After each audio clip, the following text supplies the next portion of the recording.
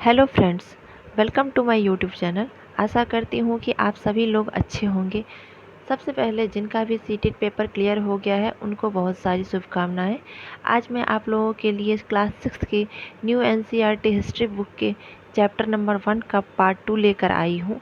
इसका पहला पार्ट मैंने अपलोड कर दिया था। अगर आपने अभी तक उस वीडियो को नहीं देखा है तो आप अभी उस वीडियो को जाके देख सकते हैं। ये वीडियो आपके आगामी सीटेट के पेपर के लिए बहुत ही हेल्पफुल होगी। पिछली वीडियो में हमने डिस्कस किया था कि आरंभिक लोग नर्मदा नदी के तट पर रहते थे। वे भोजन की तलाश में, काम की तलाश में या फिर प्राकृतिक आपदाओं के कारण एक जगह से दूसरी जगह जाया करते थे। इस प्रकार हमारी सभ्यता संस्कृतियों का भी विकास हुआ था।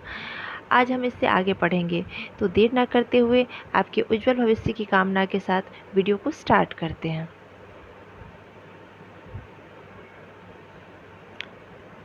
एक मिनट, थोड़ा इसको जूम कर लूँ। ओके। दक्षिण एशिया, जिसमें कि आधुनिक भारत, पाकिस्तान, बांग्लादेश, नेपाल, भूटान और श्रीलंका जैसे देश आते हैं, और अफ़गानिस्तान, ईरान, चीन तथा म्यांमार आदि पड़ोसी देशों को दर्शाता है। दक्षिण एशिया एक महाद्वीप से छोटा है, लेकिन विशालता तथा बाकी एशिया से समुद्रों, पहाड़ियों तथा पर्वतों से बटे होने के कारण इसे प्रायः उपमहाद्वीप कहा जाता है। ये जो दक्षिण एशिया का भाग है, जिसमें कि आधुनिक भारत, पाकिस्तान, बांग्लादेश, नेपाल और भूटान तथा श्रीलंका जैसे देश आते हैं, इसके पड़ोसी देश के रूप में आपको अफ़गानिस्तान, ईरान, चीन तथा म्यांमार आदि जैसे देश देखने को मिल जाएंगे। दक्षिण एशिया जो है वो एक महाद्वीप, जो हमारे महाद्वीप हैं उनसे तो छोटा है, लेकिन इसकी विशालता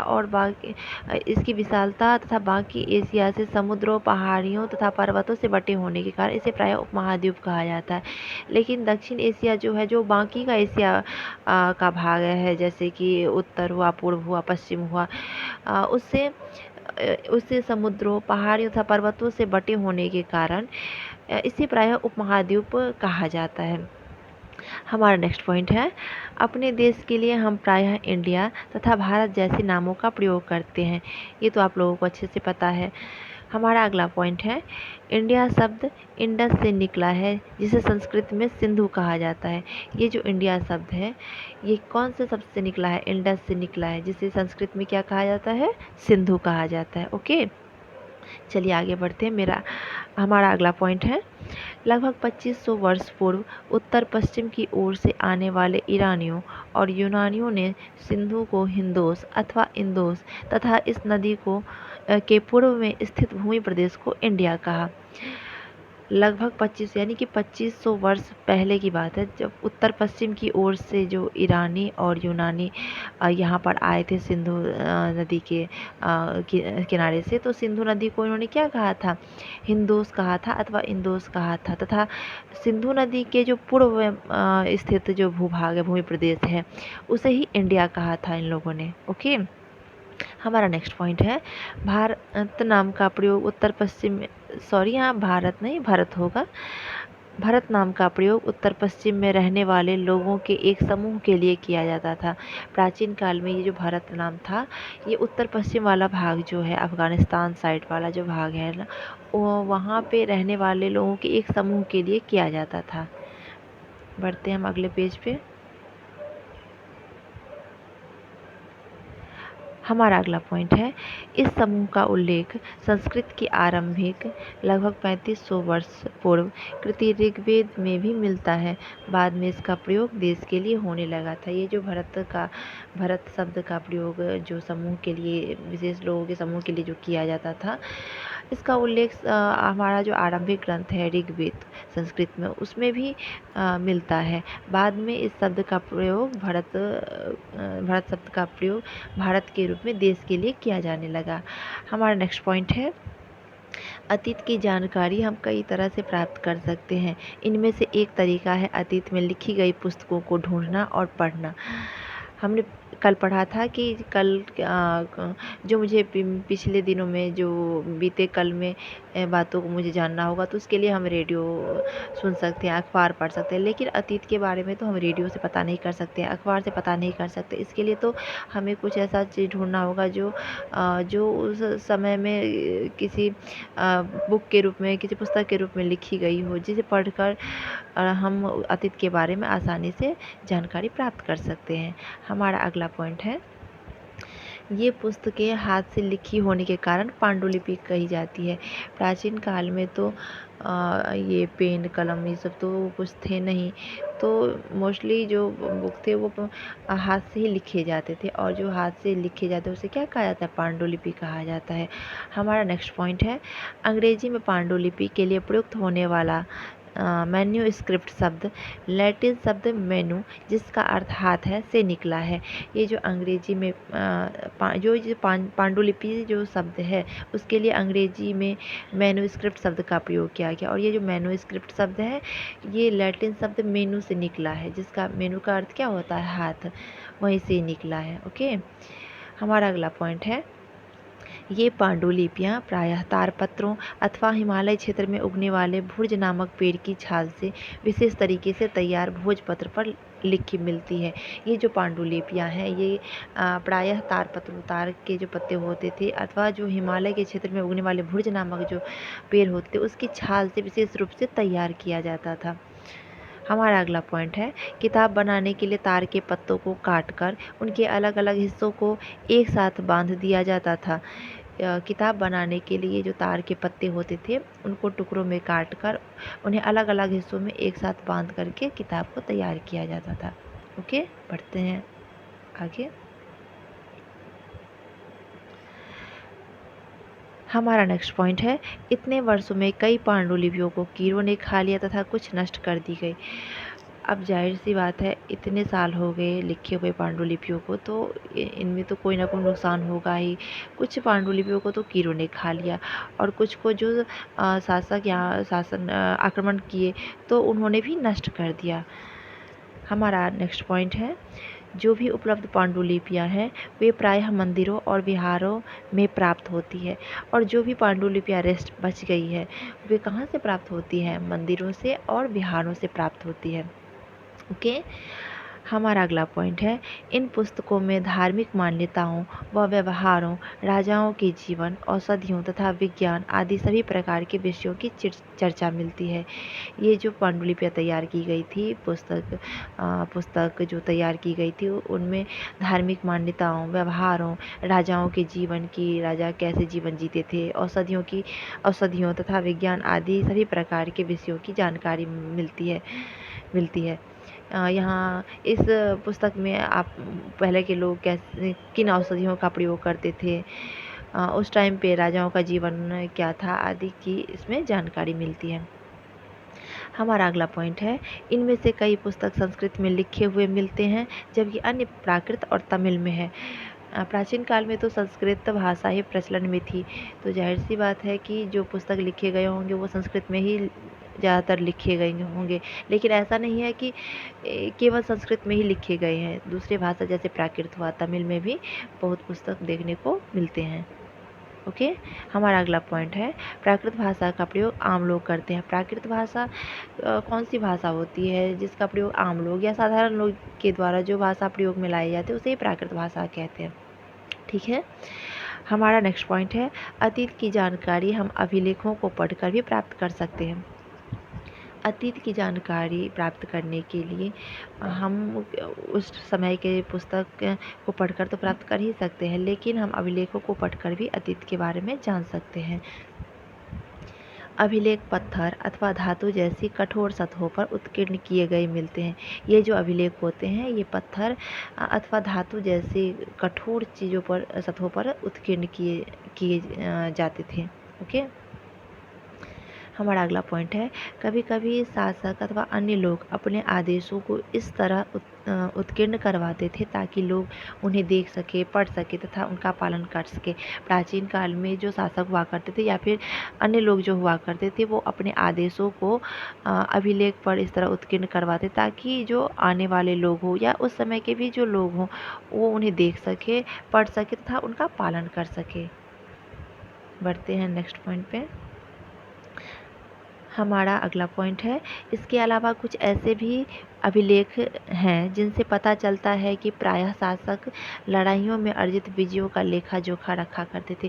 कुछ ऐसे भी अभिलेख प्राप्त हुए हैं जिन्हें पढ़कर ये पता चलता है कि जो प्राचीन काल में शासक हुआ करते थे, वो लड़ाइयों में जो विजय प्राप्त करते थे उनका लेखा जोखा यानी कि उनको लिख के वो लोग रखा करते थे अभिलेख के रूप में। हमारा नेक्स्ट पॉइंट है, मौर्य शासक अशोक के आदेश पर उत्कीर्ण करवाया गया अभिलेख जो लगभग 2250 वर्ष पुराना है, वर्तमान अफगानिस्तान के कंधार से प्राप्त हुआ है।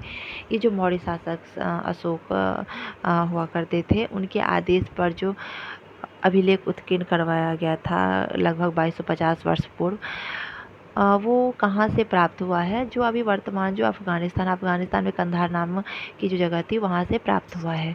ठीक है। हमारा अगला पॉइंट है, यह अभिलेख इस क्षेत्र में प्रयुक्त होने वाली यूनानी तथा अरामेइक नामक 2 भिन्न लिपियों तथा भाषाओं में है। ये जो अशोक द्वारा जो अभिलेख उत्कीर्ण करवाया गया था, वो मुख्यतः 2 जो वहाँ पे अफगानिस्तान में जो 2 लिपियाँ प्रचलित थी, यूनानी और अरामेइक, उन्हीं लिपियों में और भाषाओं में तैयार किया गया था। हमारा नेक्स्ट पॉइंट है, लिपियाँ अक्षरों अथवा संकेतों से बनी होती है। जो लिपियाँ होती है, हम जो लिखते हैं वो किस लिपि में होती है। ये जो लिपियाँ होती है वो अक्षरों अथवा संकेतों, जिसे हम सिंबल्स कहते हैं, से बनी होती है। ओके। हमारा अगला पॉइंट है, जब हम कुछ बोलते हैं अथवा पढ़ते हैं तब हम एक भाषा का प्रयोग करते हैं। सही बात है, जब हम पढ़ते हैं या फिर बोलते हैं तो किसी न किसी भाषा का तो हम प्रयोग ज़रूर करते हैं। बिना भाषा के ना तो हम कुछ बोल सकते हैं और ना ही कुछ पढ़ सकते हैं। हमारा अगला पॉइंट है, अतीत में बनी तथा प्रयोग में लाई जाने वाली वस्तुओं का अध्ययन करने वाला व्यक्ति पुरातत्वविद कहलाता है। जो अतीत में बनी हुई वस्तु थी, जैसे हुआ औजार हुए या फिर मिट्टी के बर्तन हुए, इनको जो प्रयोग में लाया गया था, उन वस्तुओं का प्रयोग में जो लाई जाने वाली वस्तु थी अतीत में, उनका जो अध्ययन करने वाला होता है उसे क्या कहा जाता है? पुरातत्वविद कहा जाता है। ओके। हमारा अगला पॉइंट है, पुरातत्वविद पत्थर और ईंट से बनी इमारतों के अवशेषों, चित्रों, मूर्तियों का अध्ययन करते हैं। ये जो पुरातत्वविद होते हैं, वो पत्थर और ईंट से बनी इमारत जो होते हैं, घर जो होते हैं, उनके अवशेषों का, चित्रों का, मूर्तियों का अध्ययन करते हैं। हमारा अगला पॉइंट है, वे औजारों, हथियारों, बर्तनों, आभूषणों तथा सिक्कों की प्राप्ति के लिए छानबीन तथा खुदाई भी करते हैं। इनमें से कुछ वस्तुएं पत्थर, पकी मिट्टी तथा कुछ धातु की बनी हो सकती है, जो कठोर तथा जल्दी नष्ट ना होने वाले होते हैं। ये जो पुरातत्वविद होते हैं, वे औजारों, हथियारों, बर्तन इत्यादि के लिए छानबीन करते हैं तथा खुदाई भी करते हैं। खुदाई से ये इन चीज़ों को प्राप्त करते हैं, जिनमें से जो कुछ वस्तुएं होती है वो तो पत्थर की बनी होती है, कुछ होती है जो पक्की मिट्टी की बनी होती है और कुछ होती है जो धातु की बनी होती है, जो कठोर तथा जल्दी नष्ट ना होने वाले होते हैं। ये कठोर होते हैं तभी और जल्दी नष्ट ना होने वाले होते हैं, तभी तो अभी तक सुरक्षित रह पाए थे और पुरातत्वविदों को खुदाई के दौरान प्राप्त हो पाए हैं।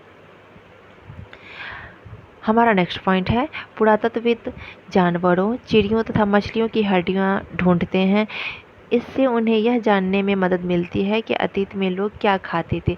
ये जो पुरातत्वविद लोग होते हैं, ये जानवरों के, चिड़ियों के तथा मछलियों की हड्डियां ढूंढने का प्रयास करते हैं। इनकी यह कोशिश रहती है कि कैसे भी करके जानवरों, चिड़ियों की हमें हड्डियां मिल जाए, जिससे उन्हें यह जानने में मदद मिलती है कि अतीत में लोग क्या खाते थे, किस तरह के भोजन करते थे। हमारा नेक्स्ट पॉइंट है, वनस्पतियों के अवशेष बहुत मुश्किल से बच पाते हैं। यदि अन्न के दाने या लकड़ी के टुकड़े जल जाते हैं तो वे जले हुए रूप में बचे रहते हैं। ये जो पेड़ पौधे होते हैं, वनस्पति होते हैं, उनके अवशेष मुश्किल से बच पाते हैं, क्योंकि यदि ये दब गए ज़मीन के अंदर तब तो ये गल जाते हैं। लेकिन यदि अन्न के दाने और लकड़ी के टुकड़े जल जाते हैं तो वो जले हुए रूप में सुरक्षित रहते हैं, जो पुरातत्वविद को खुदाई के दौरान कई बार प्राप्त हुए हैं। ओके, हमारा अगला पॉइंट है पांडुलिपियों, अभिलेखों तथा पुरातत्व से ज्ञात जानकारियों के लिए इतिहासकार प्रायः स्रोत शब्द का प्रयोग करते हैं। ये जो पांडुलिपियां हैं, अभिलेखों तथा पुरातत्व से जो जानकारी प्राप्त होती है उसके लिए इतिहासकार कौन से शब्द का प्रयोग करते हैं? स्रोत का शब्द का प्रयोग करते हैं। ओके, हमारा अगला पॉइंट है इतिहासकार उन्हें कहते हैं जो अतीत का अध्ययन करते हैं। इतिहासकार हम उन व्यक्तियों को कहते हैं जो अतीत का, जो बीते कल का अध्ययन करते हैं, जो समय बीत गया है उनका अध्ययन करते हैं, उनको हम इतिहासकार कहते हैं। हमारा नेक्स्ट पॉइंट है इन स्रोतों की सहायता से इतिहासकार तथा पुरातत्वविद धीरे धीरे अतीत का पुनर्निर्माण करते हैं। ये जो स्रोत अभिलेख हुआ या फिर पुरातत्व हुआ या फिर जो उस टाइम के सामान थे, इनकी सहायता से इतिहासकार क्या करते हैं? धीरे धीरे अतीत को जानने की कोशिश करते हैं, उनका पुनर्निर्माण करने की कोशिश करते हैं। ओके, हमारा अगला पॉइंट है अलग अलग समूह के लोगों के लिए अतीत के अलग अलग मायने थे। ये जो अलग अलग समूह के लोग होते हैं उनके लिए अतीत के अलग अलग मायने थे। अब जैसे कि एक पशुपालक है और या कृषक है, उनका जीवन राजा रानियों के जीवन से तो भिन्न होगा ही होगा। तो ये जाहिर सी बात है कि दो लोगों के लिए अतीत के मायने भी अलग अलग होते थे। हमारा अगला पॉइंट है पुरातत्व की सहायता से अतीत के लोगों के जीवन को जानने में मदद मिलती है, हालांकि अभी भी इनके बारे में बहुत कुछ जानना शेष है। पुरातत्व की सहायता से जो अतीत के लोग थे उनके जीवन के बारे में कि वो लोग कैसे रहते थे, किस तरह के खाना खाते थे, इनको जानने में मदद तो मिलती है, लेकिन अभी भी बहुत कुछ ऐसी जानकारियाँ हैं अतीत के बारे में जो जानना बाकी है।